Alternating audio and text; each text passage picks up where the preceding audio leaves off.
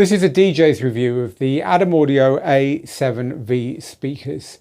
This is for you if you're thinking about upgrading the audio in your home studio, or maybe you've got a small professional environment where you need decent monitoring. So we've been monitoring with a DJ controller here in our studio, and I've had them set up for a couple of weeks. I also took them home for a little while as well. So I've got these set up on stands that are pointing them right at me. They are near field powered monitors. That means you plug directly from your DJ gear or from your mixer into the monitors, and they handle amplification, they handle the crossover, and they handle a few other clever things which we're going to talk about. Now, we've actually already reviewed the A4Vs, which are the much smaller version of these, and some of the clever stuff that these do is exactly the same as those. So I will point you underneath this video to the review of those, where you can check out a couple of the bits which I will point you to when we get stuck into this review. But for this review, I want to talk about the difference really between this size and type of monitor and using a smaller monitor, because if you're moving up to a bigger room, bigger monitors like this can make a lot of sense. First though, let's have a little tour of the monitor. So here it is. So it is a sharp, heavy box. I mean, it's MDF covered, it's very, very well built, it's very rigid, but ultimately this is a simple no frills speaker. It has got, all that said, this kind of Adam Audio styled, kind of almost quite aggressive cut off at the front, which does give it that Adam Audio look, with the two bass reflex ports at the bottom. So this is a front ported speaker, not a back ported speaker.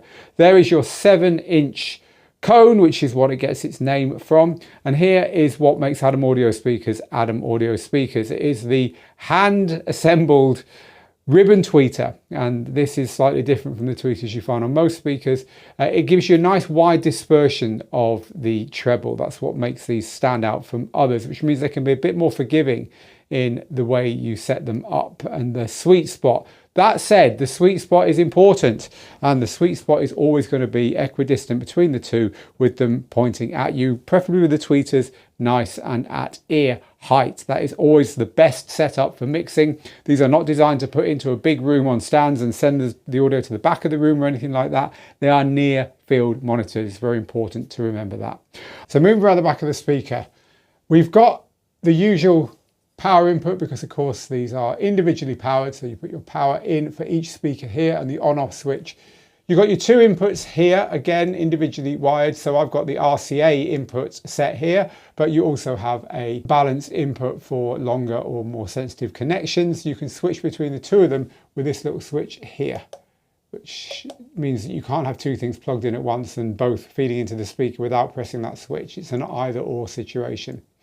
So this is pretty standard stuff. We've got a volume control here, although this doesn't turn the volume off or all the way up. It just gives you a rollback of 12 dB, and then you've got the equivalent in the other direction there.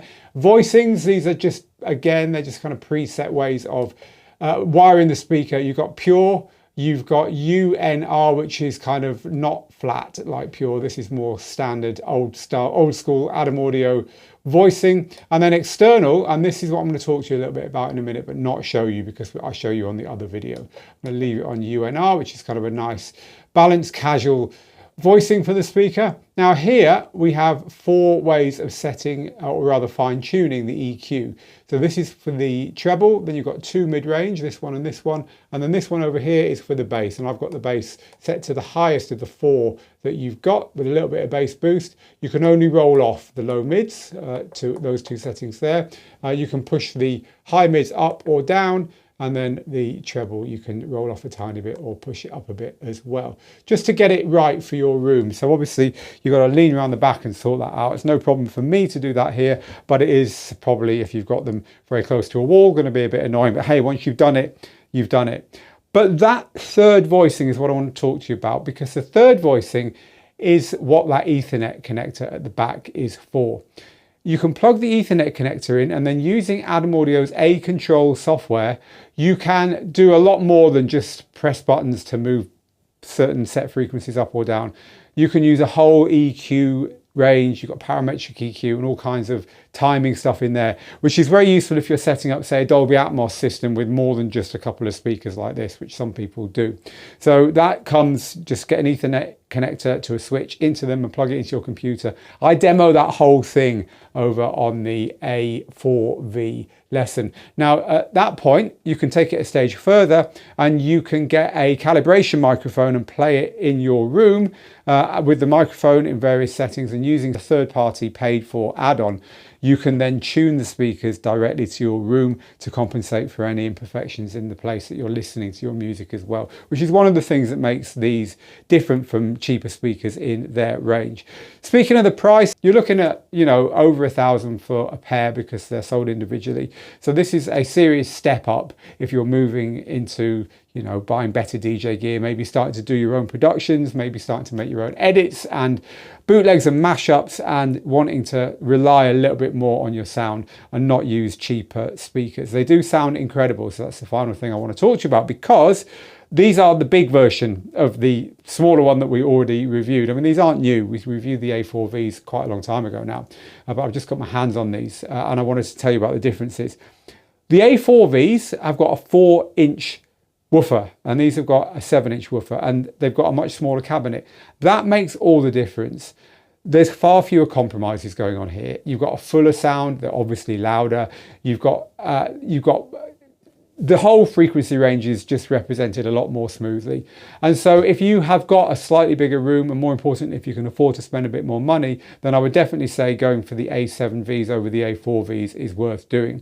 These don't make any sense in a tiny room, in a small studio, where they would just be literally physically and audibly overpowering you. But as soon as you're getting into a slightly bigger space and you want a monitor that isn't going to be struggling, then definitely these compromise less and they give you more volume.